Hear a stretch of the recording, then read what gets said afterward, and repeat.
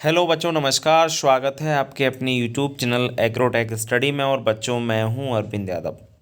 बच्चों, जैसा कि आपको मालूम है, आपकी 12th एग्रीकल्चर की क्लासें रेगुलर चल रही हैं। आप लोग अच्छी प्रकार से तैयारी कर रहे होंगे। आपकी अर्धवार्षिक परीक्षा भी बच्चों स्टार्ट हो रही है, तो आप लोग जो है ना बहुत अच्छी प्रकार से अपनी तैयारी रखें। और तैयारी रख के एग्ज़ाम में जैसा आप अपेक्षा रखते हैं वैसे ही आप लोग नंबर लेके आएँ, ठीक है ना। और अच्छी तैयारी रखिएगा तो नंबर तो आपके बेहतर आएंगे ही। बाकी आप जज करना चाहते हैं कि सर ने जो पढ़ाया है वही आता है कि नहीं आता है, ये अर्धवार्षिक परीक्षा से आपको पता चल जाएगा। बस आप लोग जो अच्छी प्रकार से पढ़ते रहिएगा। जितना मैं पढ़ा रहा हूँ उतना आप पढ़ते रहिएगा, ठीक है ना। और यदि आपने वीडियो अंत तक देखी तो ये चैप्टर भी आपका कंप्लीट हो जाएगा। देखिए बच्चों, यह चैप्टर पशुपालन का है, चैप्टर नंबर 17 है। और चैप्टर का नाम है मुर्गियों हेतु गृह व्यवस्था। बच्चों, मुर्गियों हेतु गृह व्यवस्था चैप्टर आपका नए ब्लूप्रिंट 2022-23 के आधार पर 2 नंबर का है। और 2 ही ओटी इस चैप्टर से पूछे जा रहे हैं। सबसे अच्छी बात है कि 2 ही ओटी इस चैप्टर से पूछे जा रहे हैं। यदि आप वीडियो को अंत तक देखते हैं तो 2 नंबर आपके पक्के हो जाते हैं। बच्चों, थोड़ा परेशान होंगे फसल उत्पादन को लेकर, क्योंकि फसल उत्पादन में अभी 9 चैप्टर ही हुए हैं। तो परेशान ना हो आप लोग, बाकी चैप्टर हम स्टार्ट कर देंगे कल से। तो कल तक आप बस इंतज़ार कर लीजिए। आपका जो है ना फसल उत्पादन भी कल से स्टार्ट हो जाएगा। बाकी एलिमेंट ऑफ साइंस में 17 चैप्टर हो चुके हैं और इसमें भी ये 17वां चैप्टर है। यदि आपने पुरानी वीडियो नहीं देखी है तो आप हमारे प्लेलिस्ट में जा कर के जो है सभी वीडियो देख सकते हैं, ठीक है। चलिए, बहुत सारे बच्चे नोट्स मांगते हैं, चलो मैं थोड़ी सी चर्चा कर लेता हूँ। बहुत सारे बच्चे नोट्स मांग रहे हैं, व्हाट्सअप के माध्यम से नोट्स कह रहे हैं। तो नोट्स मैं दूंगा। अभी रेट इतना हाई बता रखा है कि बच्चे जो है ना जैसे ही रेट बताता हूँ बच्चे फिर नहीं मांगते दोबारा से मेरे से, है ना। वो क्योंकि अभी मैं देने की मूड में नहीं हूँ, इसलिए इतना ज़्यादा रेट है। बाकी रेट कम होगा सिलेबस कंप्लीट होने के बाद। थोड़ा सा वेट कीजिएगा 8-10 दिन का। उसके बाद आपकी जो रेंज है आपकी नोट्स की वो कम कर दी जाएगी। उसके बाद आप अपने आप ख़रीदना चाहो तो बिल्कुल खरीद सकते हो, नो प्रॉब्लम। उसके बाद पता भी होगा आपको इंपॉर्टेंट क्वेश्चन भी आना है। उसके बाद पता भी होगा आपको वेरी इंपॉर्टेंट क्वेश्चन भी आपको आना है, ठीक है ना। तो चिंता ना करें आप लोग, इंपॉर्टेंट जो क्वेश्चन है उसकी वीडियो भी हम बनाएंगे। अभी आप सिलेबस पर ध्यान दीजिएगा। आप लोग कमज़ोर बच्चों के लिए वही क्वेश्चन रहेंगे इंपॉर्टेंट क्वेश्चन। बाकी जो परसेंट बहुत बेहतर बनाना चाहते हैं वो लॉन्ग तैयारी ही करें, सभी वीडियो से ही पढ़ें, ठीक है ना। वो इम्पोर्टेंट के चक्कर में ना पड़ें, क्योंकि इम्पोर्टेंट क्वेश्चन 100% कभी से और नहीं होते हैं। उसमें कहीं ना कहीं आपका थोड़ा सा फॉल्ट रहता है कि कुछ क्वेश्चन छूट जाते हैं। तो जो अच्छी परसेंट बनाना चाहते हैं उनके लिए वो बेहतर नहीं है, क्योंकि अच्छी परसेंट बनाने वाले छात्र के लिए ये रहता है कि उसको लॉन्ग पढ़ना है, पूरा पढ़ना है। उसका एक क्वेश्चन भी गलत नहीं होना चाहिए, एक क्वेश्चन भी ऐसा नहीं होना चाहिए कि जो मैंने ना पढ़ाया हो, ठीक है ना।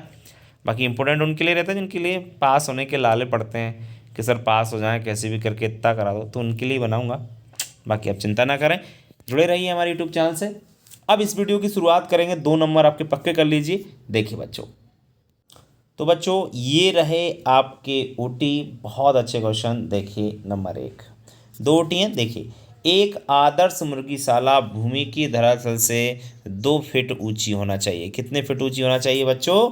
ध्यान रखना है, एक अच्छी मुर्गीशाला, आदर्श मुर्गीशाला धरातल से कितनी ऊंची होनी चाहिए? 2 फीट, ठीक है ना। ये ध्यान रखें आप लोग। दूसरा है आपका मुर्गी घर का तापमान कितना होना चाहिए? तो मुर्गी घर का टेम्परेचर 50 से 85 डिग्री फ़ारेनहाइट होना चाहिए। मुर्गी घर का तापमान कितना होना चाहिए बच्चों? 50 से 85 डिग्री फ़ारेनहाइट होना चाहिए। तीसरा पॉइंट है बच्चों, डीप लिटर प्रणाली मुर्गियों से संबंधित है। ये डीप लिटर प्रणाली है आपको गहरी बिछावन पद्धति कहते हैं, हिंदी में याद रखें। गहरी बिछावन पद्धति जो कि मुर्गीशाला बनाई जाती है बच्चों, उसमें ये पद्धति अपनाई जाती है। तो ध्यान रखें, ये मुर्गियों से संबंधित है। कई बार ये प्रश्न पूछा गया है। भारत में मुर्गी पालन की उत्तम विधि कौन सी है? तो मुर्गी पालन की वही गहरी बिछावन पद्धति, या इंग्लिश में भी याद रख सकते हैं डीप लिटर प्रणाली, जो कि मुर्गी पालन की सबसे बेस्ट प्रणाली मानी जाती है। पांचवा, एक मुर्गे के साथ सामान्यतः कितनी मुर्गी रखी जाती है? तो ध्यान रखें 8 से 10 मुर्गी। इंपॉर्टेंट है, एक मुर्गे के साथ कितनी मुर्गियां? 8 से 10 मुर्गियां।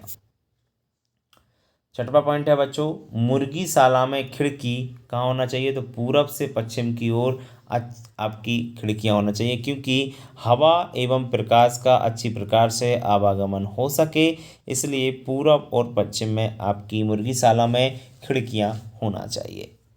सातवां पॉइंट है, मुर्गी के मुंह में दांत नहीं होते। बहुत अच्छी बात है, मुर्गियों के मुंह में क्या नहीं होते, दांत नहीं होते। तो फिर आप लोग सोच रहे हो कि वो चबाती कैसे होगी, तो बताना चाहूँगा मुर्गी के पेट में गिजार्ड होता है। क्या होता है, गिजार्ड, जिसके द्वारा भोजन को वो है ना चक्की के जैसे पीसने का काम करती है, गिजार्ड। ठीक है ना, तो भोजन पीसता कौन है, मुर्गियों में पाया जाने वाला गिजार्ड। ठीक है, ये याद रखें आप थोड़ा सा।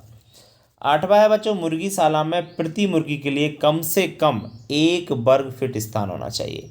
मुर्गीशाला में एक मुर्गी के लिए मतलब प्रति मुर्गी के लिए कम से कम 1 वर्ग फीट स्थान होना ही चाहिए, जिससे वो अच्छी प्रकार से वहाँ पर रह सके बच्चों।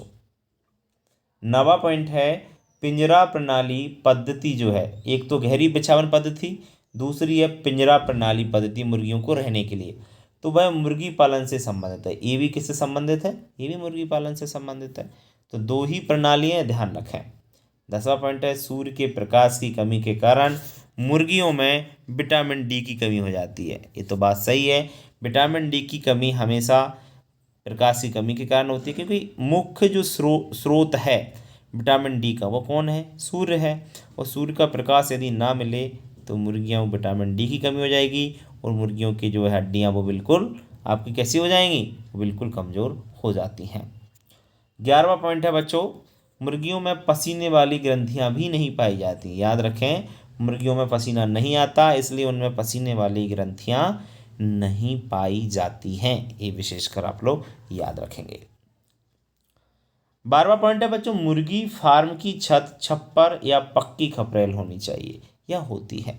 मुर्गी फार्म की छत सब टाइप के रखते हैं जनरली, लेकिन एक बात कही जा रही है कि मुर्गी फार्म की छत छप्पर पक्की खपरेल होती है। 13वां पॉइंट है वेरी इंपॉर्टेंट, 100 भारी नस्ल की मुर्गियों के लिए 65 × 20 फीट का घर होना चाहिए। 65 × 20 फीट का क्या होना चाहिए, घर या मुर्गीशाला होना चाहिए 100 भारी नस्ल की मुर्गियों के लिए। 14वां पॉइंट है, मुर्गी घर सदैव दक्षिण दिशा में होना चाहिए। कौन सी दिशा में होना चाहिए, दक्षिण दिशा में। खिड़कियों की याद रखना पूरब और पश्चिम दिशा में।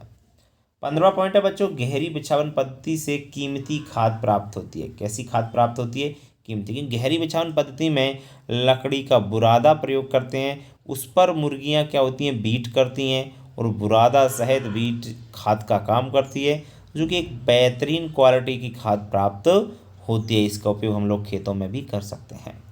16वां है, मुर्गियों के खाने के पात्र को फीडर कहते हैं। विशेष याद रखना, मुर्गी जिसमें भोजन रखते हैं हम, उसे किस नाम से जाना जाता है, उसे फीडर कहते हैं बच्चों। उसे क्या कहते हैं, उसे फीडर कहा जाता है। 17वां पॉइंट है, मुर्गीशाला का फर्श कैसा होना चाहिए, मुर्गीशाला का फर्श पक्का होना चाहिए, जिससे बैक्टीरिया कम से कम फैल सकें। ठीक है, मुर्गीशाला का फर्श कैसा होना चाहिए, पक्का होना चाहिए। 18वां है, मुर्गी 6 माह में अंडा देना प्रारंभ कर देती है। मुर्गी कितने दिन में अंडा देना प्रारंभ कर देती है, ध्यान रखें, मुर्गी 6 माह में अंडा देना प्रारंभ कर देती है।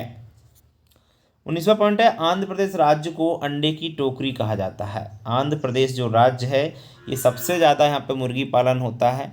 सबसे ज़्यादा मुर्गी पालन होने के कारण इस राज्य को अंडे की टोकरी कहा जाता है। 20वां पॉइंट है, असील। असील एक मुर्गी है जो एक लड़ाकू नस्ल है। कैसी नस्ल है, लड़ाकू नस्ल है। 2 मुर्गे आपस में लड़ाए जाते हैं, जो कि असील नस्ल की मुर्गी खासकर बेस्ट मानी जाती है। 21वां पॉइंट, पिंजरा प्रणाली में मुर्गियों में विटामिन डी की कमी हो जाती है, क्योंकि प्रकाश नहीं मिल पाता है। 22वां है, स्वास्थ्य की दृष्टि से डीप लिटर प्रणाली या गहरी बिछावन पद्धति सबसे अच्छी मानी जाती है।